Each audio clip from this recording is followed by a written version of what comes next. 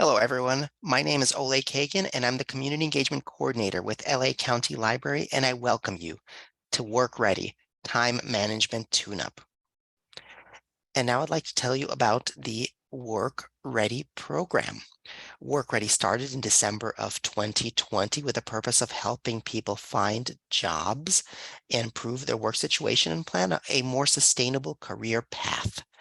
We do that in two ways. Number one is we lend out laptops and Wi-Fi hotspots for 6-week loans out of 27 library locations. So if you don't have access to the internet, if you don't have a computer, we've got you covered.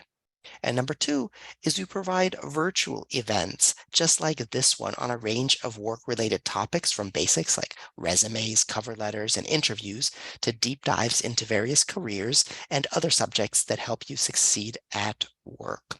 And you can see over 50 of those past classes at any time by checking out the work and career playlist on our YouTube channel, which I'm going to post in the chat right now.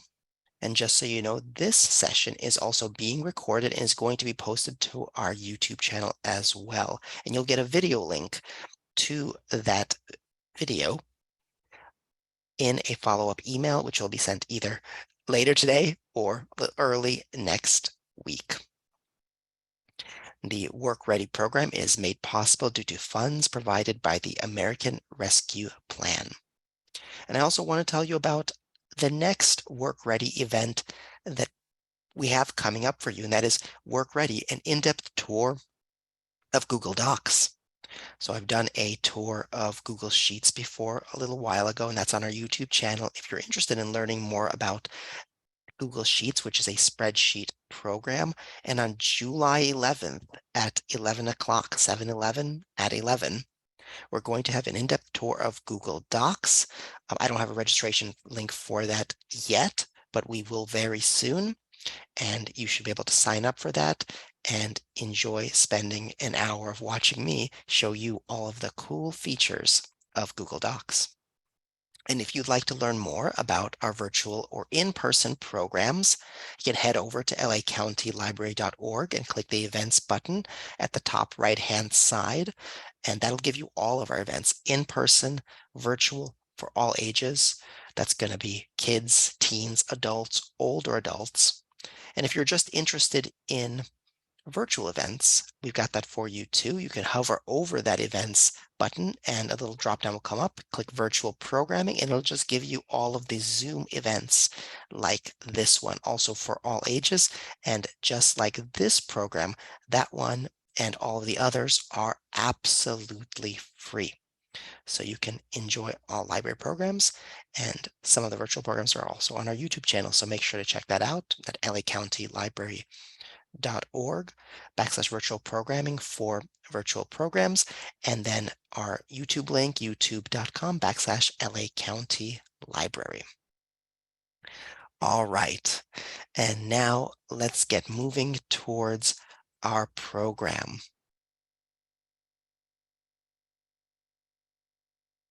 Oh, hang on one second. I made a mistake earlier, not sending the link to, there we go, work and career playlist. My fault. Okay. Now let me go ahead and introduce our host for today, and that is Liz Moeller. Liz is a career coach and a frequent library presenter who has been a work-ready stalwart from the very beginning. In December of 2020, she has presented on a great variety of topics, including some of those basics, resumes, covers, letters, networking, and much more. And today, she's hosting an event with a speaker who she will be introducing to you now. Liz, welcome, and thank you for being here. Hello, Oleg. I just love these library get-togethers. I remember when COVID started and all these speaking engagements and all my trips to libraries just disappeared off the calendar.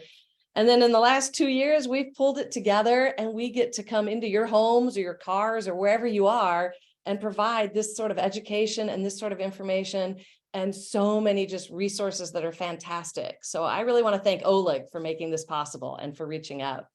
Today is a neat day because I am proud to bring back my colleague, Jennifer Rizzotti, and she and I are going to walk you through some time management tools and tips. So I'm really glad to introduce her because she's also a professionally trained and certified career coach and consultant. She's really dedicated to helping her clients define success on their own terms. So Jen helps both individuals and organizations going through any type of transition. She launched her practice in coaching and consulting in 2020. So it's very similar to my practice in that she's very values-based. She focuses on the whole person, and her style has been described as energetic, highly engaging, yet methodical and straightforward. So you can see that Jen and I get along very well, and we like to collaborate on these kinds of programs. So she's going to give us a little sampling from her Your Life method, and she's helping her clients who really want to ask the question, what's next? So I'm glad to have her sampling with us a little bit of what she provides in her full program. And I'm here with you to interject my thoughts, my commentary as a career coach for over 30 years, and as somebody that likes coaching in people in transition, whether it's executives trying to break through the glass ceiling, whether it's a recent college grad, or whether it's somebody returning to work after they've been off for a long time. We all know that time is of the essence. So we will take a little break at the halfway point to answer questions that you post in the Q&A. We're also open to monitoring the chat if you want to chat on that platform. We've got both ways to reach out to us. So we are live, and maybe not in person, but we are live on Zoom to support you. And I'm going to let Jennifer take it away. Oh, thanks, Oleg, and thanks, Liz, so much for the kind introduction. It's a pleasure to be here once again, partnering on the Work Ready program. As Liz mentioned, I made the leap to launch my own coaching practice in 2020, and this was following the seismic events of the pandemic, which caused many people, including myself, to reevaluate the direction of their careers. I quite simply didn't want to return to the way things were. I didn't want to go back to my life in corporate America. So I actually had this goal of starting my own business in the back of my mind for more than 5 years. And the lesson here is, if you want to make a career change, don't wait for a global pandemic to do so. There's truly no time like the present. And today we'll be exploring more precisely how to make the best use of our time and the time that we have. Time is, of course, a non-renewable resource. However, with the shift in your mindset, you'll learn to see time is also limitless and abundant. Our agenda for today is jam-packed. In the first half, you'll learn how to conduct a time audit and leverage your data in order to set goals you will actually achieve. This is particularly important when you're looking for a new job or want to make a career change. In theory, we all have plenty of time for job-related activities, yet somehow we feel spread thin and we fall victim to the thinking there is never enough time. We'll pause for questions halfway through before exploring goal setting in the second half of our session, and we'll leave plenty of time at the end for live Q&A. By the end of this workshop, you will feel comfortable doing a time management tune-up whenever life feels unbalanced or your key priorities change. This tool can be used over and over again with each new season of your life. You will also learn how to identify your personal time bandits. These can be people or activities that steal your productivity and drain your energy, leaving you with little bandwidth for anything more. Drawing from this newfound self-awareness, you'll be able to set smarter goals truly aligned with your key priorities. And lastly, I'll help you overcome the limiting belief there is never enough time. I hear my clients say this over and over again. Jen, there are so many things I could accomplish in my life. I just don't have the time. The problem with this line of thinking is you never actually begin. You don't know if you can do something or not because you don't even try. I see this again and again with very few exceptions. It's not a matter of intelligence or ability. It's simply making time. Are there any questions before we begin? Comments from Liz? I think we are ready to go. The Q&A box is open and the chat box is open. So let's get started. Great. Let's get started. So what is a time audit? This may be a new concept for some of you today. A time audit is quite simply a tool to assess how you spend your time. If you've ever kept a food journal or a fitness log or even tracked your spending, it's very similar. It's simply tracking your movements over 24 hours a day to see exactly where each hour goes. The data will show you what is currently consuming your peak productivity as well as your downtime.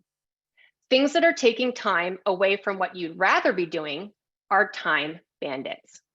Moments when you feel naturally focused, purposeful, and motivated are what I call peak periods.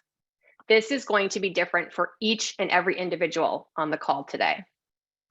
When job searching, it's often harder to find time to work on your resume or apply for jobs because you fail to have a plan or a strategy.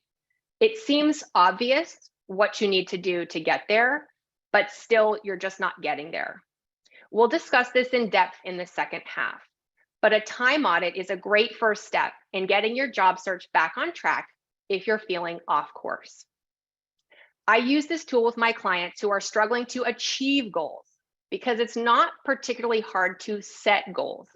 And what I mean by that is we can easily say, I want to change jobs. I want to lose 20 pounds. I want to run a marathon.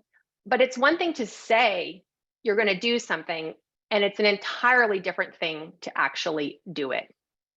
This is why New Year's resolutions, for instance, have such an abysmal achievement rate. Research suggests about 9% of Americans complete their resolutions, and only about a third of people set resolutions to begin with. So that's about maybe 3% of the total, if my math is correct here. That's a lot of opportunity to achieve more with the time you have. And I will show you today just how to do it. So why do a time audit? Well, the main reason is to find time or make time for key priorities. For those of you in our workshop today, this probably means dedicating hours toward job search activities or finally making a big change. Aside from career change and achieving personal or professional goals, a primary benefit of doing a time audit is increased balance. I will say balance, I get asked this question a lot, how to achieve balance, how do you have work-life balance? This is extremely personal and extremely individual to each of you on the call, to each of my clients. And this is because we all value different things and we want to spend our time differently. And what works for one of my clients would be absolutely dreadful for another of my clients in terms of priorities or schedule. So this is something that I want you to bear in mind as we go through our call today. I want you to think about, what does this look like for you? And kind of come up with some, maybe make some notes as you go through the call of what's coming up for you. Renewed energy and focus and optimized scheduling are just some natural side effects of feeling in balance. So once you're feeling everything is kind of where it should be, these things will naturally occur. It's not something you need to work toward per se.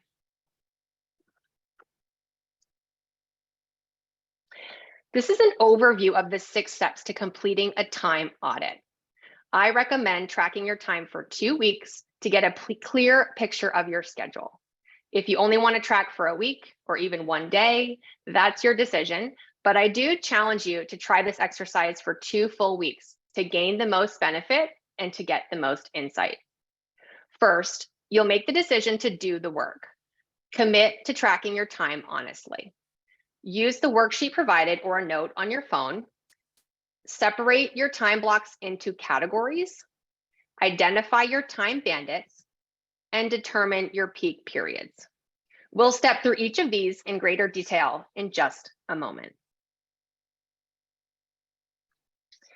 So this is a simple tracking worksheet I've provided for you today. You could create your own. You could also just use a notepad or send yourself an email if you like. But since much of daily life is repetitive, I recommend my clients complete those sections of your worksheets in advance. So for instance, I try to sleep by 10:30 or 11 o'clock every night. And I wake up around 6. So for me, I can pre-fill my nights with those time slots and just fill them out for the next 2 weeks.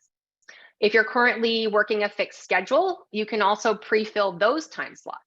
So maybe you're working 8 to 5, maybe you're dedicating 8 to 12 in the morning for job search activities. Whatever you do daily or routine, I encourage you to populate those fields in advance. This makes it a lot easier.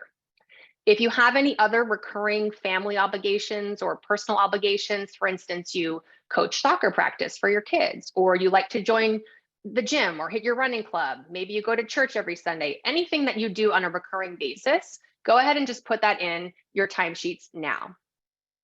What you're looking for here is a preview of the time slots available to you for anything extra. Those are the golden hours we need for our personal and professional fulfillment. The data you gather is only as good as the interpretation of your data. So after you've tracked for the time period you commit to, I challenge you to spend about 20 minutes, you could spend longer, but at least 20 minutes reviewing your findings, all the worksheets or notes that you've been keeping for 2 weeks. I personally like to use a highlighter to organize my recurring activities. My work periods are yellow, for instance, my sleep is blue, my fitness time is pink. So whatever works for you. You can label your categories with a single letter or use a system that's meaningful to you. I will say, I've recently started recommending for my clients a much simpler way to break down your worksheets. And this may be what you decide to do. I just want you to look at your data and highlight or circle your time bandits. I want you to leave everything else as is, because the rest of your time is spoken for with what I would say are essential obligations. So it's your sleep, it's your family time, it's your work, it's the non-negotiable activities. So instead of trying to categorize your life, which is not for everybody, I mean, some people like that type of order, some people are going to find that approach stifling. So this is for those of you that want a simpler way, just highlight your time bandits. This is especially effective if you have what I would say is a very full schedule, because people come to me and say, I just don't have the hours. I don't think I'm going to find it. So what I challenge them to do is just look for your time bandits. We all have them, and we'll kind of talk a little bit in the chat and Q&A about what those are for you individuals. But you know, it's screen time, it's phone, it's TV, it's Netflix, it's streaming, it's all the common things that we kind of do from maybe 8 p.m. to bedtime, or we're laying in bed scrolling on our phone. But there's a lot of other time bandits that happen throughout the day. They could be people asking you to just, can you check something real quick for me? Or can you run to the store for me? Or, you know, other people's priorities can also steal your time. The reason I like to track my time on paper is because it gives me a clear visual of the time slots I'm underutilizing or just squandering. I know my phone, and if you have a smartphone, it probably tells you this too. It tells you your average screen time per day. And I'm always trying to get that number down. It's just like a personal thing for me. But right now, to be very transparent, my number is about 3 hours a day, which it feels like too much for me. So I know I do a lot of email and research work-related activities on my phone, and I kind of spread them out throughout the day. So instead, I'm trying to sit down at my computer and do these tasks at my computer instead. So if the phone is in my hand, I'm much more likely to get distracted. I'll get sucked into social media. Somebody will text me and I will look up, and it's like 45 minutes to an hour later. And I'm embarrassed to say sometimes it's longer than that. So I know I'm capable of getting the number down.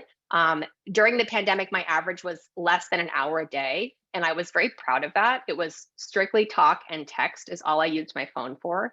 I know I can get this number to a place where I personally want it to be by just working at my computer, dedicating time blocks instead of kind of spreading out work-related things throughout the day.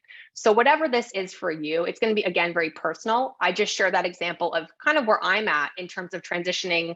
I work from home. I have a lot of flexibility, but it doesn't always benefit me. I'm not always super focused in my peak periods because I'm kind of spreading things out throughout the day. So I'm actively doing this exercise with you guys as well.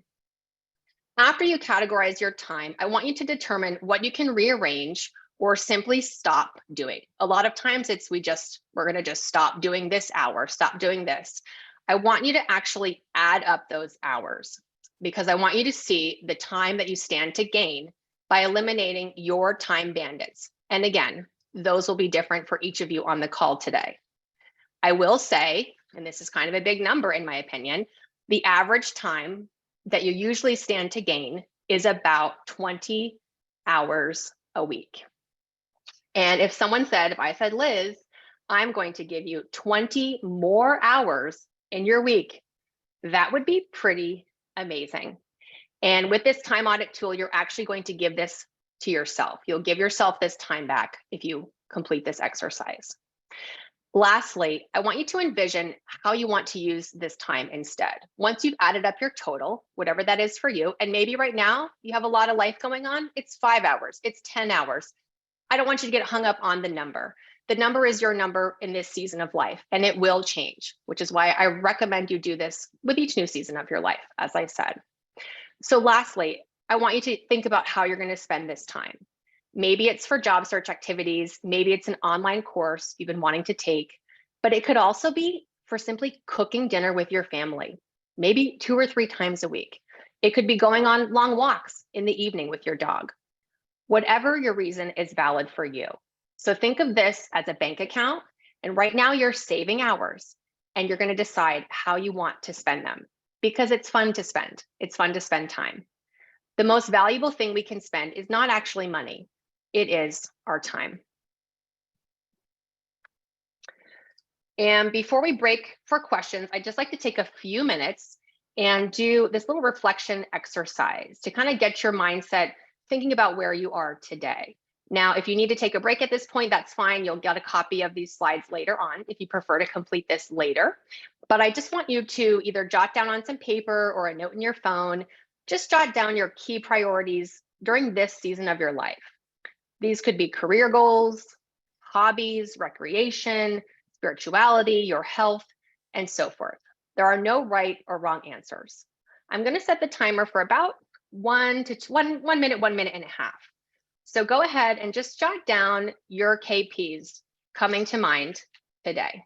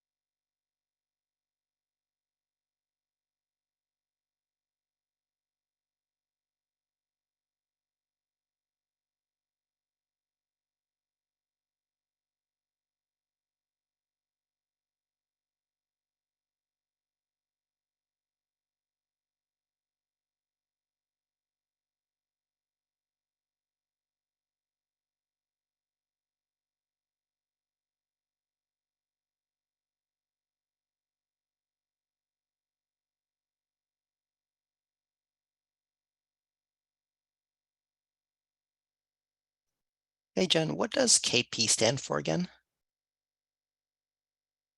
Great question, Oleg. These are our key priorities. And I had it on Priorities. the, Perfect. a beginning slide there was, and I'll probably refer to them interchangeably. So thank you for the clarification there. Anything that you value at this stage of your life.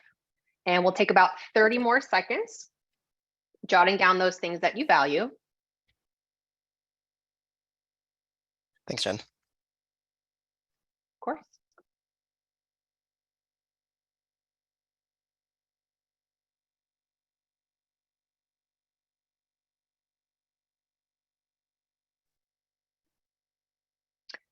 Okay, now next, I want you to look at your list and I want you to assign each key priority a score, 1 to 10. 10 being the most fulfilled and 1 being needs serious improvement or needs like to get started. If you prefer a grading system, you can also grade these from A++ to F-, if that resonates better for you, but take a few seconds and just assign them a grade.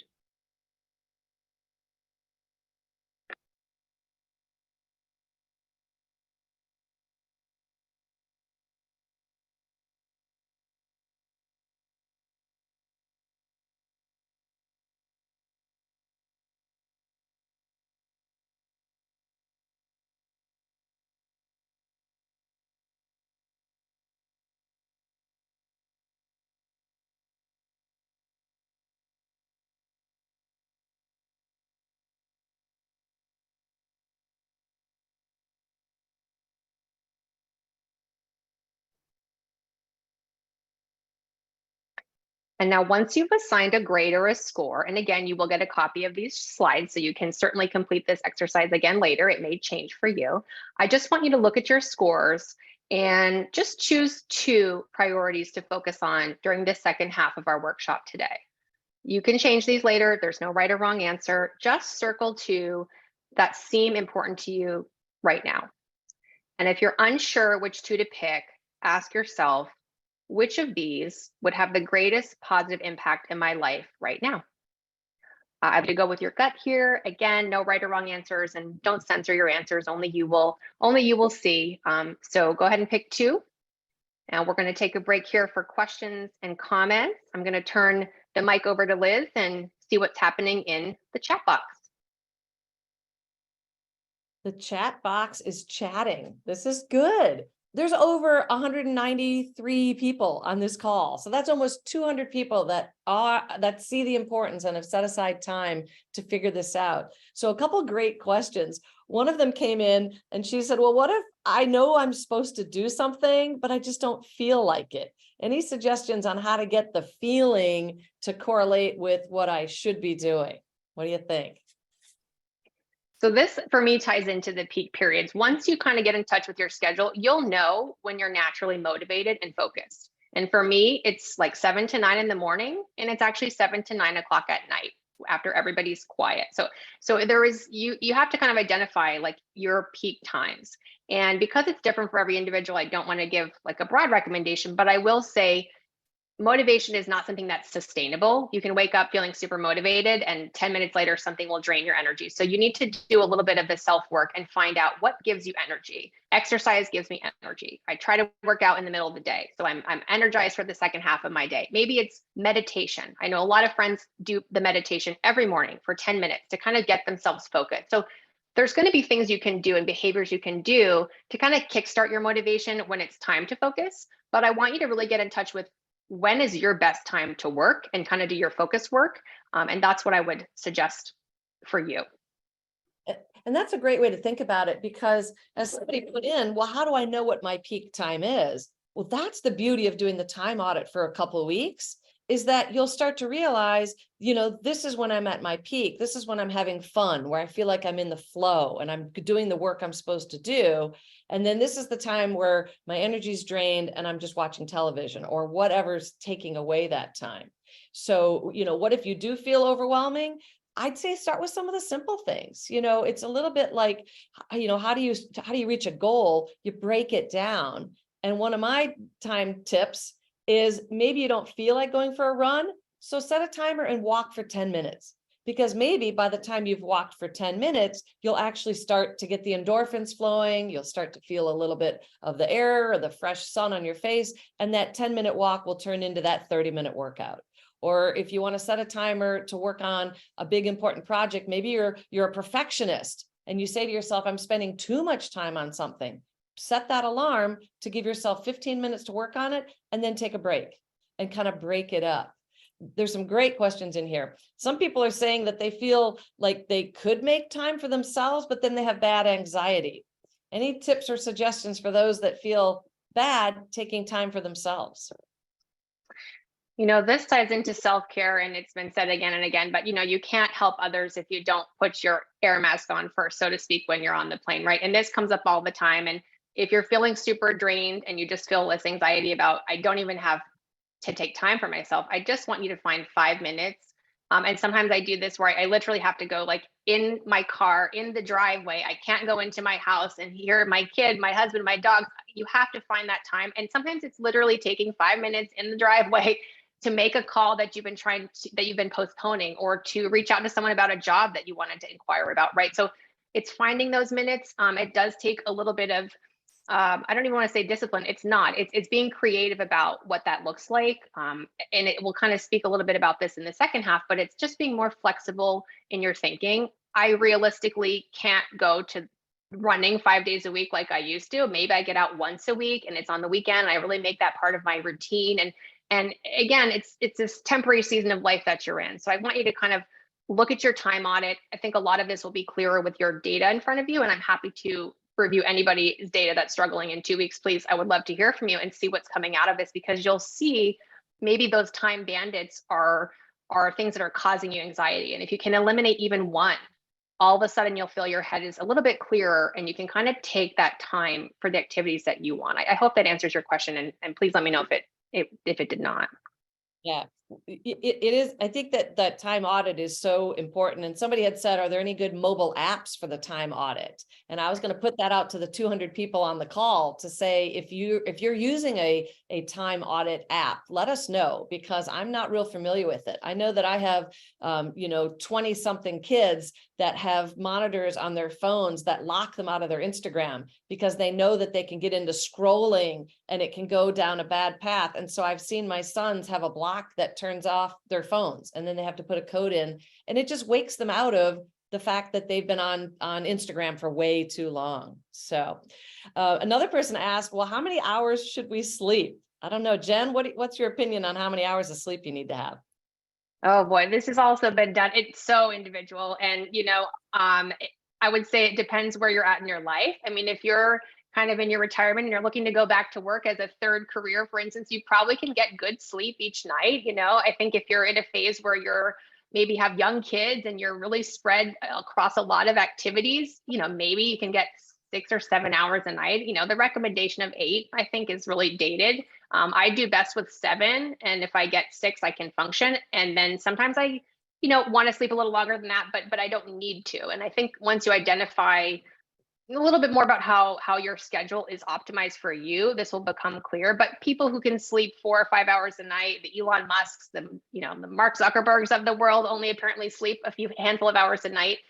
That's usually not for the majority of us. So I hope that you're carving out time for sleep. You do feel more focused when you get good sleep and quality sleep. And if you're not sleeping, that's something I would address as a key priority. I mean, it doesn't have to be a job related priority. You can say, my key priority right now, my number one, is finding time to sleep better, because I know if I sleep better, I'll want to eat healthier, I'll want to exercise more. It's all connected. So sleep might be the goal for you that makes all your other goals happen. And that's not an exaggeration. Yeah, there's another question that says, what if our peak time is in the morning, but it's also so hard to wake up early? So I think that's what you were just saying, is you just sort of have to carve out that time and maybe even communicate it to the family. Lights out at 9 o'clock, and that's for everybody in the house. Or, let's all support each other in getting up at, encourage me to get out of bed, get some buddies to help you out with that. It's even more challenging. We've got somebody who posted, what about if you've got ADHD and you really are, having to work with those other elements? And we all have challenges in our lives. And so I think that that's exactly what it is. It's trying to carve out what works for you. And so tips on better concentrating. Any suggestions on concentration tips and how to avoid distractions, Jen? How to avoid distractions. Again, this ties into your time bandits. You can call time bandits distractions if you want. They could be people, they could be tasks, it could be a to-do list that I have clients who rewrite their to-do list every week. Meanwhile, it's not getting done. That's a waste of time. So what you need to really do is decide, what are the things stealing my time? What are the distractions? And you have to be honest about being ready to break up with them. And then I'll kind of share an example in the second half of kind of breaking up with my screen time at night. But it used to be very relaxing for me to scroll my phone at nighttime for an hour before bed. And I thought, I'm not getting anything from this. And I wanted to use this time differently. And I'll share that in the second half, but it's so personal. And if you're struggling, please do send us an email, because a lot of times we see this with our clients over and over again, and it's recurring themes. Distractions are a big one, and you need to really identify them before you can even work on them. And that's what this tool will help show you. So for those of you with distraction mode, just highlight the distractions in your calendar. Don't worry about everything else that's non-negotiable. Absolutely. And it is a little bit like putting your oxygen mask on first so that you can take care of everybody around you. Somebody had said, what about taking a nap 30 minutes at lunchtime? Do we need it, or do we just want it? Some people say naps are fantastic. They set a timer and it really helps. Others are challenged by it. So that time bandit, testing things out, trying different things over a 2-week period can be really, really helpful. Yeah. Do you want to keep going with questions, or you want to go through the program and we'll have some time at the end, because there's some great questions. Sounds good. Let's do one more question and then we'll move into the second half. Okay, so I'm trying to scroll back to some that came in earlier. We've got lots of people that are taking care of other people. Any tips when people have a lot on their plate, taking care of older parents, taking care of children? Any suggestions for those people? Yeah, family time is a big thing. And I don't know anybody that's ever said, I regret spending that time with my family, whatever the season you're in. So again, I just encourage you all to remember whatever you're going through right now, even though it feels like this is just the norm, like I need to take a nap every day, or I need to care for my aging parents every weekend, or I'm making dinner for other people.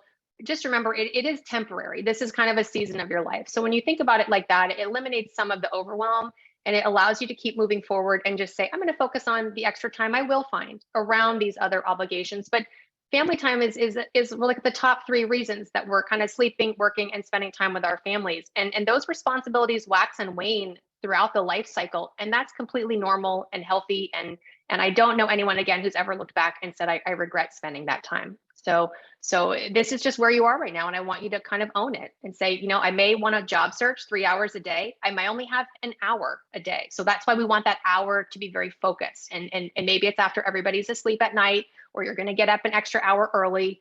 There is a book called Miracle Mornings. I'll drop in there. I read it a few years ago. It gives some quick tips for just kind of, if you're not a morning person, how to kind of get going. And just, you're going to have to find that time. But let's move into the second half. And Liz, thanks for moderating the chat. I love all the things coming out. And what I hope you're hearing is what I'm hearing. It's different for each of you, and it's different for Liz, it's different for me, and it changes. It changes sometimes every few months. Your schedule kind of changes a little bit. So it's being flexible, flexible. Okay. Thanks, everyone. Great questions. So moving into the second half of our workshop today, the reason we track our time to begin with. And the reason is because we'd like to be doing something differently than we're currently doing. People who achieve goals have dedicated time for activities and a plan. It's truly that simple. The number one reason people don't achieve goals is because they never start. I see this in my practice every single day. People talk a lot. I'm sure you've all experienced this. We've all done this. And then the motivation fades away and we drop the idea altogether. We just stop talking about it. We stop thinking about it because motivation and intentions are simply not enough. You need to carve out a plan, including time, to work toward any goal. And this could be big or small. So let's talk about setting goals. This is the goal setting acronym I use with my clients. It's a bit different than the SMART goal acronym you've probably seen at some point in your career. Smarter goals are specific, measurable, achievable, risky, in my opinion. They need to be a little risky, not realistic, as most will tell you, time-bound, evaluated, and refined. Of these letters, in my experience, the most important 2 are number 6 and number 7. Hence, having SMART goals is not enough. They really need to be smarter. If you don't have a system in place to evaluate and reflect on your progress, or that's number 6, or the ability to readjust your goals when things aren't working out, number 7, you will probably never reach the finish line, whatever that looks like for you. Life happens. We're discussing it on our call today. Life gets in the way. It happens to all of us, as Liz reminded us. Remaining flexible and adaptable is essential. The reason a lot of people get stuck is because they don't learn the skills to adapt and keep moving forward when things don't go as planned.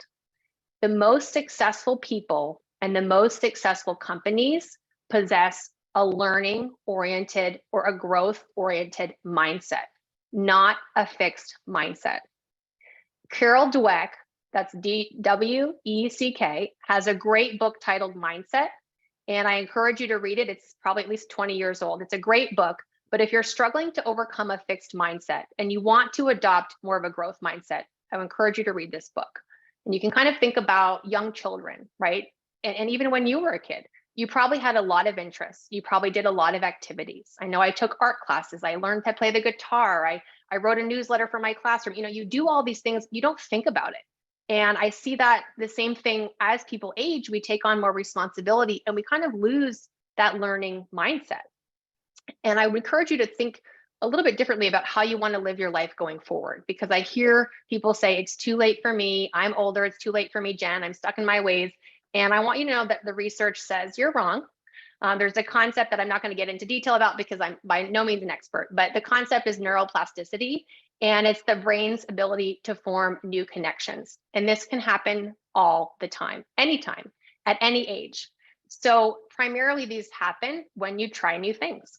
And it can be learning a new skill, learning how to cook, learning a new recipe. It could be learning an instrument, learning how to dance. But it can also be quite simply driving a different way home than you normally drive home from work or from church or from wherever you're going. So it's really that simple. Anytime you do something new, you're actually forming new pathways in your brain. And to me, that's pretty amazing. This is a simple worksheet for you to get started in terms of goal setting. It's the first step in creating what I would say is a larger action plan to achieve bigger goals. So again, with goal setting, we start small, we work our way up. We build the habit of goal setting and goal achievement, because these are all habits, and we'll talk about that in a moment. You can create your own tool. This is just what I use with my clients. It's very simple. You can download probably 1,000 goal setting tools from the internet. I'm sure there's some great apps for this as well. So please feel free to drop them into the chat. But there's many, many tools available, and you just need to find what works for you. The first thing I suggest is just write down your goal in the first column on the left. Quite simply, I want to change careers. Next, I want you to think about what is the very first step for you to make the career change. Maybe it's talking to someone doing the job you think you might want to do. The first step is generally a baby step, and by that I mean a small step. I recommend selecting something manageable that you can do within a week or no more than 2 weeks. So there is this kind of, I would just say it's, in my experience, 2 weeks is kind of a time frame to like make progress or lose momentum. That's why the 2 week for the time audit, 2 week for the goals. I want the first step to be something you can do this week or next week at the latest, because you need to build some momentum. As Liz mentioned, once you get going with something, it's a lot easier to continue. And that's just human nature. I write the first step is the hardest here because most people don't take the first step. And we've discussed this throughout our workshop today. Lastly, I want you to brainstorm and jot down your expected next steps. These are the beginnings of your action plan to get where you want to go. It might include LinkedIn research, networking, joining a professional association, or reaching out to a career coach. You don't need to have all the answers right now about how things are going to work out, because as we said, life will happen. The most important thing, as I always say, is just begin where you are. In terms of achieving our goals, big or small, it's important to estimate how much time it will take to do what you want to do. And this is where having a plan with manageable steps comes in. I'm going to share a personal example here to highlight how this concept works, because I think it hopefully will leave you with the ability to do it for yourself when we jump off this call today.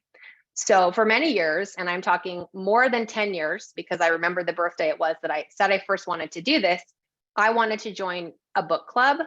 And I always said, I don't have time to read the books. It's every month, it's a new book, it's a lot of reading. And I knew, I mean, you're talking, this is 10 years. I knew that I was limiting myself and this was a limiting belief, but I just couldn't commit to making time to read. And I love to read. I consume reading content all day long, blogs, magazines, Google, whatever you can come up with. I've probably read something today. I consume it in all of its forms. I eventually took my own advice and I calculated how much time it would actually take for me to be a part of a book club. Aside from the monthly meeting, which is actually a really fun dinner and discussion, glass of wine, that wasn't even like an issue. That was fun. But I'd have to read an average of 300 to 400 pages a month. And that felt overwhelming. I never even tried. So I broke this down into small daily goals, and that amounted to 10 to 15 pages a day or a night, because I like to read at night. So that is about 10 to 15 minutes of my time. If you read, say, a page a minute, which some of you probably read faster than that. So if I could set aside 10 to 15 minutes a day, I could finish the books each month easily. I knew from my screen time tracker on my phone that I was scrolling social media far more than 15 minutes a night. because not only did it give me my average screen time, it then shows you you're in apps, you're in email. So I knew I was spending 15 minutes a night doing something else. So I definitely had the time. And I'm proud to say, once I started reading, I routinely finished more than 10 or 15 pages every night. I started finishing the books weeks in advance. Sometimes I'd finish the book in the first week because I was enjoying this time so much. Once I started reading for 10 minutes a night, it became a habit and I enjoyed it. And it created this momentum, which is what we're trying to do. Momentum is necessary for any goal. And I'm happy to report I'm now in 2 book clubs. And there are some months that I'm just not interested in the book. So I skip the meeting. Honestly, in 10 years, it never occurred to me I could skip the monthly meeting. Like I tend to commit to something and I'm dependable. And that's like a big thing for me, but it never occurred to me I could just take a month off and not read the book if I needed a break. And so this is where remaining flexible in your approach is really important. Achieving your goals is possible with dedicated time and energy and a simple plan. It does not have to be a big plan. The time audit that you're going to do after this workshop, I promise you it will illuminate the path forward. I don't want you to get bogged down in creating a 12-month action plan. I just want you to commit to the first step, then the next few steps. So for me, for the book club, the first step was just doing simple math. What does that look like? How many hours a week? And it really was 10 minutes a day. Before I move into live Q&A, I just want to offer you this simple action plan to take with you after you leave this workshop. And again, you'll get a copy of these slides, so you don't need to jot it down unless you want to. I want you to look at your calendar today, right now, or when we get off this call, and just pick a time to conduct your audit. I want you to give it your best effort, and I want you to take at least 20 minutes to interpret your findings. I have a feeling most of you will spend 30, 45 minutes. You'll kind of get into this. So you might end up spending a little more time with that, and that's great. The more insights you gain, the more self-awareness, the better armed you'll be to set your goals. If you're struggling with how to interpret your findings, send me an email, a LinkedIn message. I'm happy to help you in a few weeks. I want you to use your insights to realign your schedule with your key priorities. And again, it's for this season of life. I want you to challenge yourself to dream bigger and set smarter goals. When possible, automate your habits so you get more done without having to think about it. It's often thinking about doing things that prevents us from just doing them.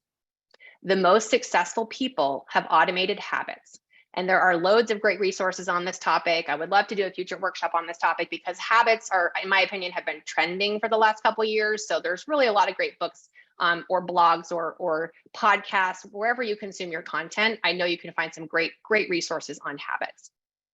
Lastly, it's very important to enjoy some downtime. And I know we struggle with this a lot. You might find when you make more time to unplug, you'll be more focused in your productive time when you're supposed to be doing other things. And that really is just research. I mean, it shows us our brain waves actually, they change when we're doing something for ourselves, self-care.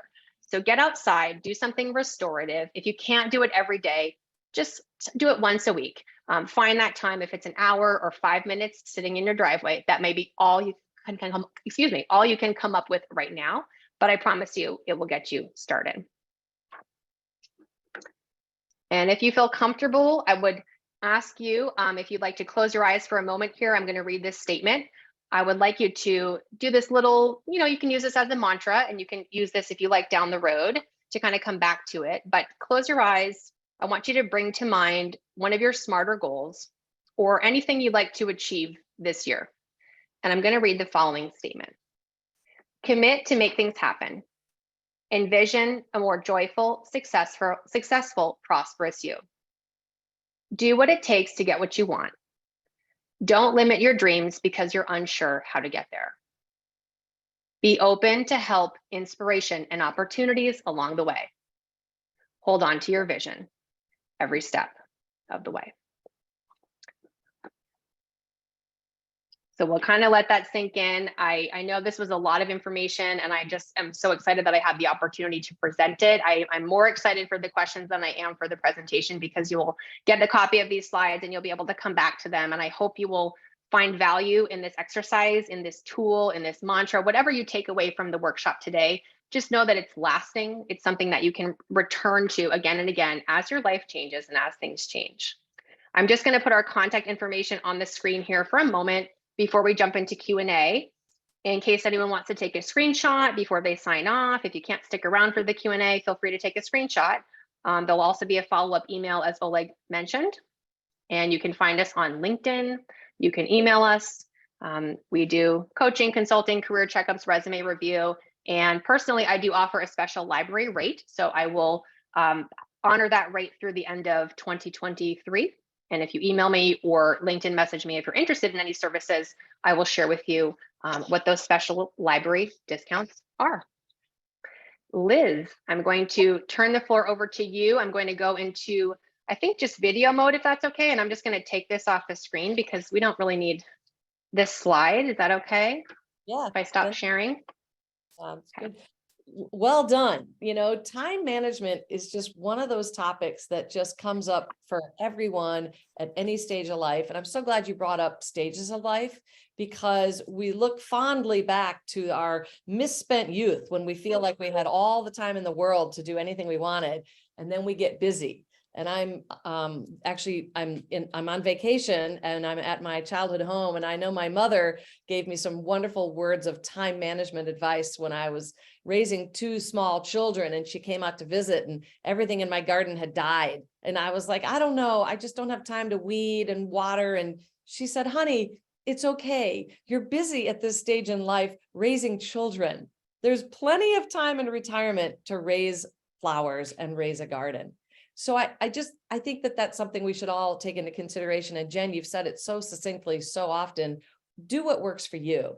Some of the questions in the chat are asking things like, you know, do we have a suggestion on planners? And do you do a time audit throughout the day, at the end of the day? Do you log every hour?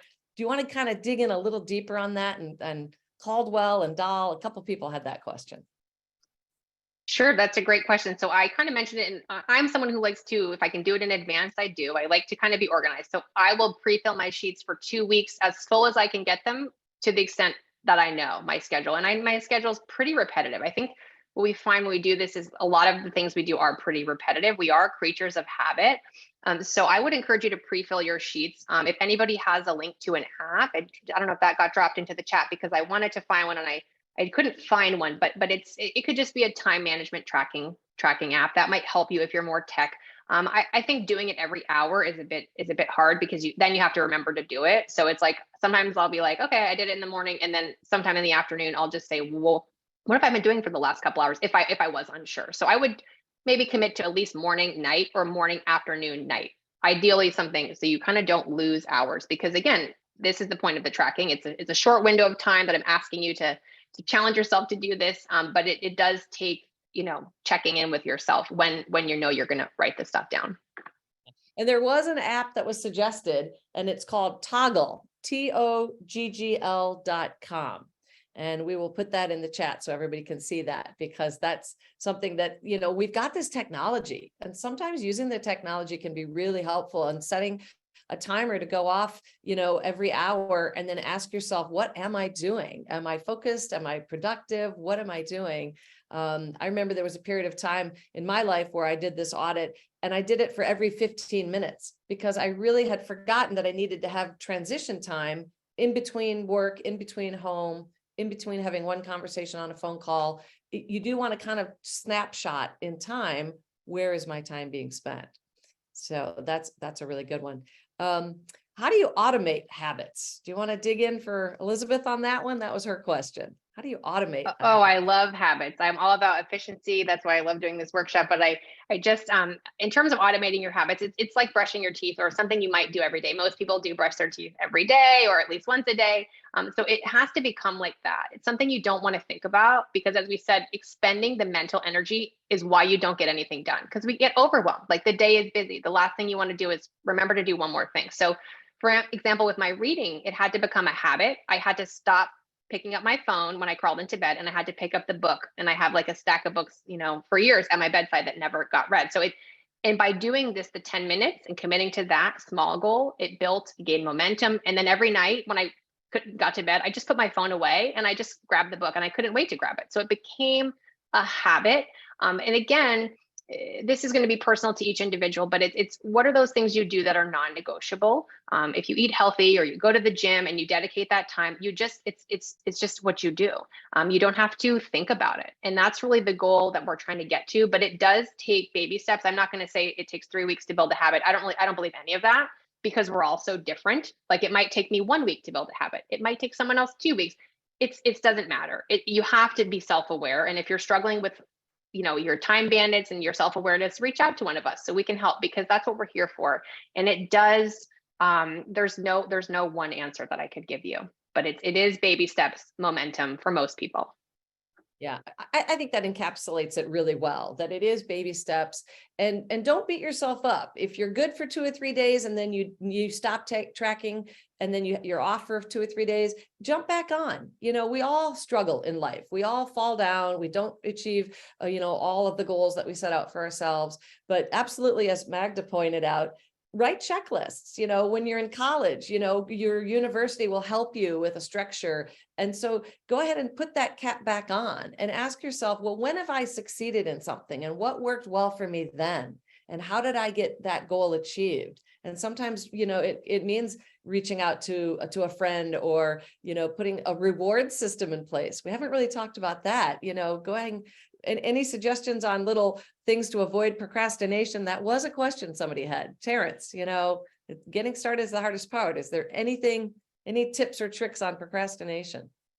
Oh, I'm big into rewards, and I'm a big procrastinator, which I'm also, the people that are the biggest procrastinators tend to be able to get the most done when they're focused in time. So it must be something in the way our brain works. But in terms of actually giving yourself a reward, it's like I talked about. If you add up the hours that you're currently really wasting with time bandits, you can get excited about how you want to spend that. It's almost like you're saving money to go on vacation or to do something else. You'll decide in advance how I want to use it, because you get excited. It's fun. It's fun to think about how I want to do this, and absolutely reward yourself. I love going to the gym. I don't have a lot of time to do it right now. I have a child. He's young.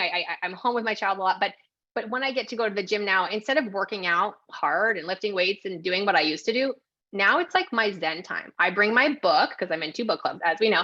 I like to read. I like to read a magazine. I'm a big podcast listener. So when I go to the gym now, it's less about the fitness for me at this stage of life and more about the self-care. And so when I leave the gym, not only do I feel like I've got my body moving, I also got my mind clear. It was like this Zen time. So you have to really think about what are your rewards. And now, to me, working out has always been fun, but now it's even more of a reward, because it's like nobody's interrupting me. It's my time to podcast or whatever I want to do. So I encourage you to, again, look at your time bandits and look at your hobbies, look at what you enjoy, and say, okay, instead of scrolling my phone when I wake up in the morning, maybe I will try meditation. I've never tried it. Maybe I will have coffee, or make myself a special coffee, or do something. It becomes a ritual. And I think this ritual, it ties into habits. Once you start doing it, you find what you enjoy, and please try different things, try many things.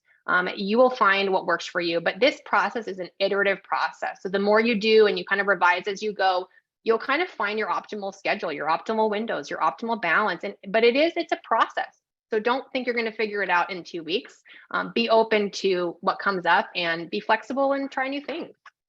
I love that. That kind of goes back to that neuroplasticity, and that all of us have the ability to stretch and grow at any age. Maybe you had an injury, maybe you've got a disability, but you can still grow and stretch and find those things that you're going to be motivated to do. There is a challenging question in here from an anonymous attendee.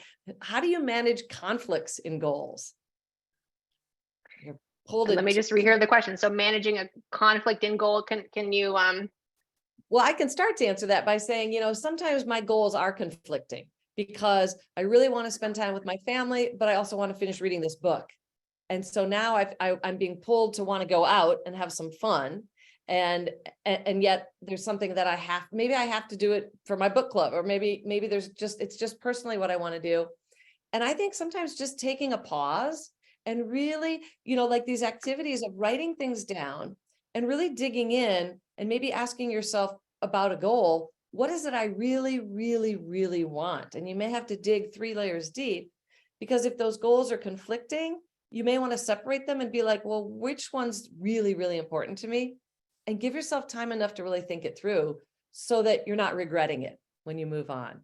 I think that's part of the question. I don't know if you have anything to add to that when you're Sure. goal. No, I just was processing it. And I think now it is a little bit clearer. So we all have this, and we're all gonna this is just part of life. We're always conflicted. It's like, I want to do this, but I want to do this.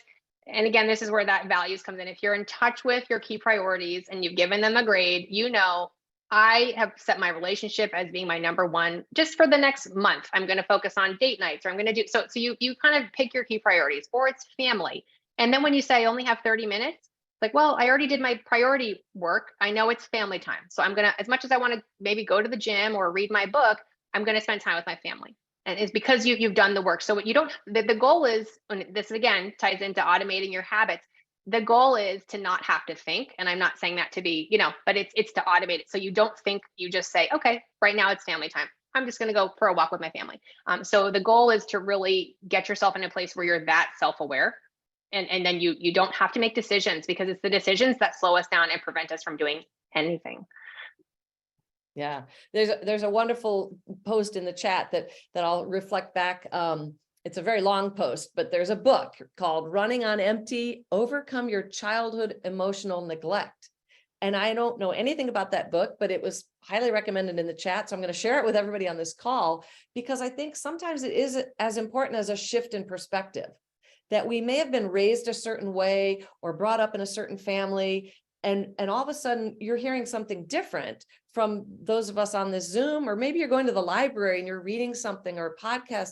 It's okay to shift your perspective. It's okay to try different things and stop shoulding on yourself. Stop all the shoulds that are raising the anxiety and making you feel tense. Oh, I should be filling my time with this, that, and the other.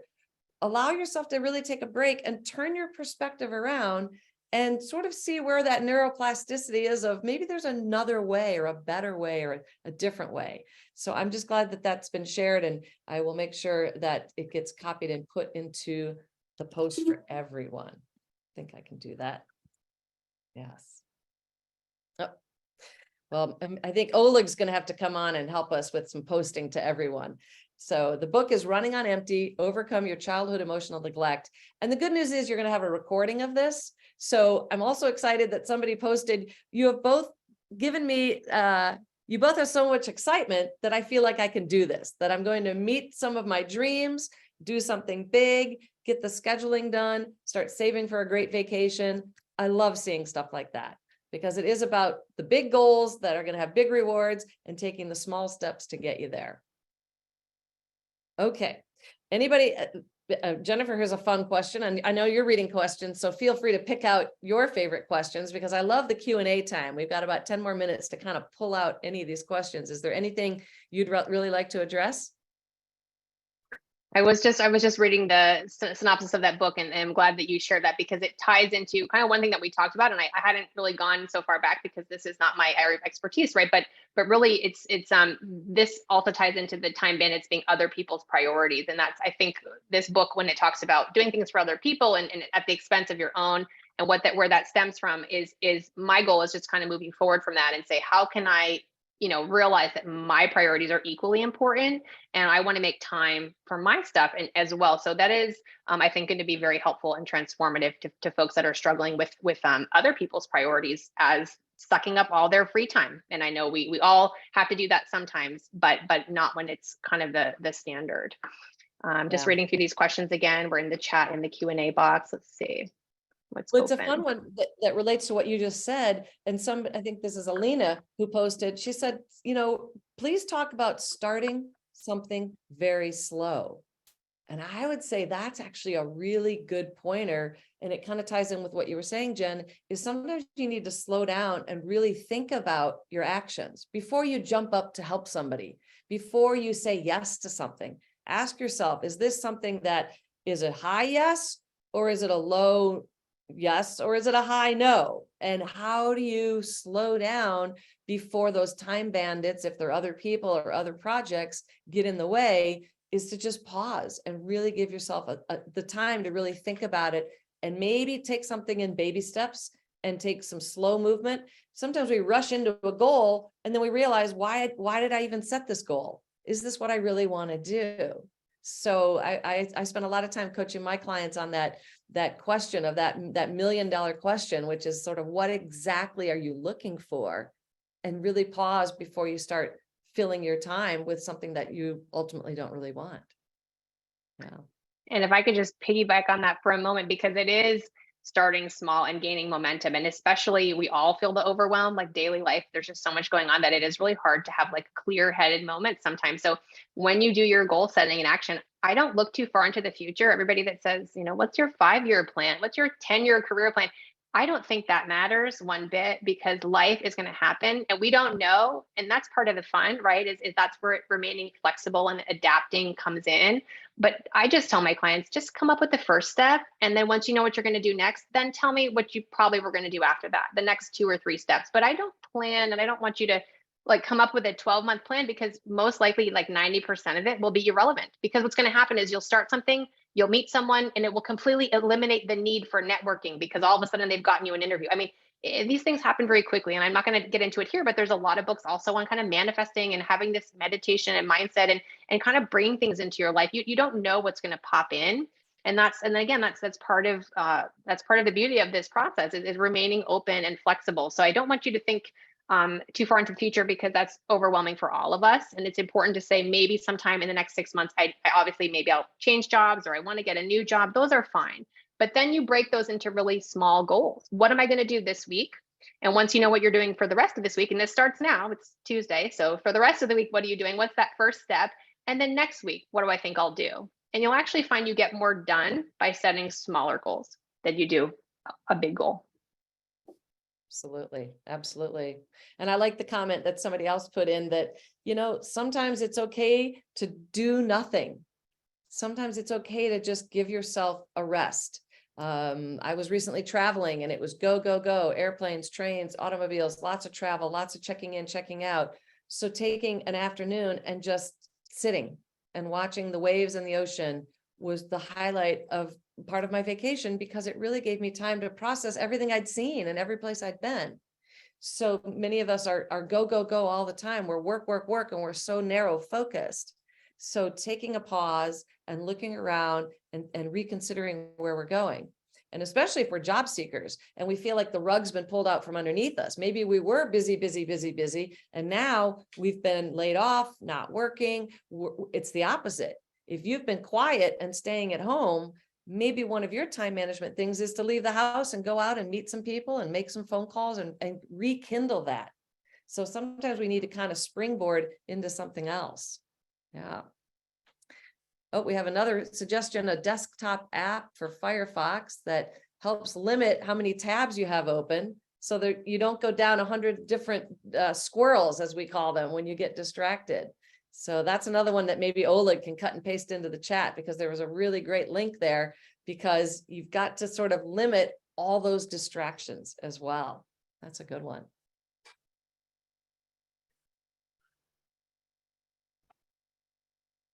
Anything else that you've seen on there, Jennifer? Well, I want to kind of comment further on what you were just saying about the last question, because it ties into that the need to unplug and the need for downtime. And again, this ties into the smarter goal setting. It's part of goal setting to do this, and healthy goal setting, because it's the number 7 that I gave you. You need to revamp, you need to reevaluate, and that means pause and reflect before you just keep moving forward, because you'll burn out. People short circuit, they fade. So when you feel like this way, as Liz said, sometimes the best thing you can do is do nothing or do something restorative. And I see this with my clients. Sometimes they're very goal driven. They want to achieve it at any cost. They will stay up late. They will forego a family thing. They will just say it's at any cost. I'm gonna move forward with this goal, like full steam ahead. And that means it's at a loss to something else. And that could be your self-care. That could be your health. I know a lot of people struggling with their health because they're burnt out. It could be your family that's suffering. So there's a lot of things, but sometimes doing nothing is the best thing you can do. And that's where the number 7 of the smarter goals comes in. You need to reevaluate and revamp, because if this is occurring to you, then something's not working in your approach. And I want you to approach it a little bit differently, but take 5 minutes, take an hour. The goal is still going to be there, because I promise you, by even beginning this process, you're going to start to get way more done than the average person. Like we talked about, only a third of people set goals really to begin with, and only of that a percentage get done. So just beginning down this path, you're already going to be joining really the top 5%, right? And so I just want you to kind of bear that in mind. Downtime is a part of this.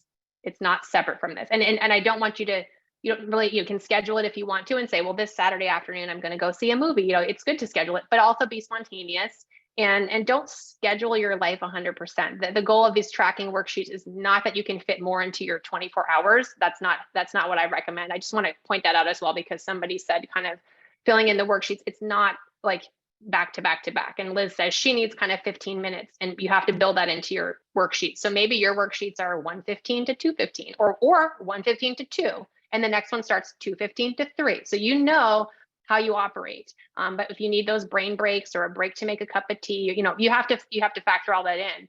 And like I said, we're pretty repetitive in our routine. So I think you're going to find that a lot of the things you do almost every day. And I just want you to accurately, you know, kind of account for that time and find it. Yeah, I think the overriding theme, and I would challenge all of you to think of your theme, or what I call your takeaways from Jen's program and from this conversation and the Q&A, is that you have to find what works for you. And that's what the time audit is it's kind of showing you where you're spending your time and what you're doing. And I hope that Jen and I have made it really clear, there's no one way to manage your time, and there's no one solution. We're all very different people in different stages of life and different phases of life. And so what works for one person may absolutely not resonate and work for you. And I even like somebody, I think this is Maureen, who put in the chat, she said, I like working under pressure. I work better under pressure. And sometimes I have to have a fake pressure. So there's somebody who might be really successful when they're given a sharp deadline, and maybe they have to make it up. And so, you know, there's just many different ways to kind of tackle this time monster.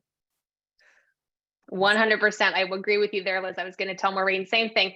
Set the deadlines and hold yourself accountable to them, because really we're doing all of this, you know, it's all about our own accountability. But for, you know, for some people that would be dreadful having deadlines. They work best when they can be creative and kind of unscheduled time. And for you, if you need pressure, you need deadlines, as Liz said, and you need to set them for yourself and say, by the end of today, I'm going to take my first step. And by Friday, I'm going to come up with my next step. So you really, you're doing it. You're putting a note in your phone. You're sending yourself some sort of reminder. But again, it comes down to actually doing the work and give yourself deadlines. Absolutely. I work well sometimes like that. Absolutely. Yeah. Well, and I just thank you to Catherine, who put a little article link in. I figured out how to put that in the chat on procrastination. So, you know, this kind of ties it all back to libraries, because there's so much information to help you, and you can start to figure out where you're really, really stuck. Is it getting the right planner? Is it dealing with your specific issues of ADHD or a disability, or dealing with older parents? You know, there's books written to help you with that. So if you're entering a new stage in life and it's a little different, maybe you were a homeowner or a caretaker for a really long time, now you're stepping into something that's different, and you may have to grab a book at the library to help you with that. Oleg, how much time do we have left? Should we answer a couple more questions and wrap it up? What does Oleg have to say? You've been so quiet. Thanks, guys. Well, you guys have been taking care of business here with the questions and the answers and everything else and all the information. So I think we're about at time, actually. We're about at 12:15. So yeah, I would like to, you know, again, express my gratitude to Jennifer and Liz for putting on this wonderful program. We've been getting a lot of positive feedback in the chat and the Q&A. And speaking of feedback, I do want to humbly ask for folks to fill out the post-event survey. So we do a post-event survey after every event, and that is so that you can give us your feedback, positive, negative, and also let us know what you're interested in us covering in the future, because we're always looking for topics that will respond to your needs. So I just posted the link to the post-event survey in the chat, and thank you all for being here and asking your questions and participating in the chat with us. Somebody asked, when will the recording be available? I'm going to try to get it to you by later this afternoon. So we will see each other via email very soon. And with that, we'll see you next time. Thanks so much, everybody. Have a wonderful rest of your day. Thank you all. Take care.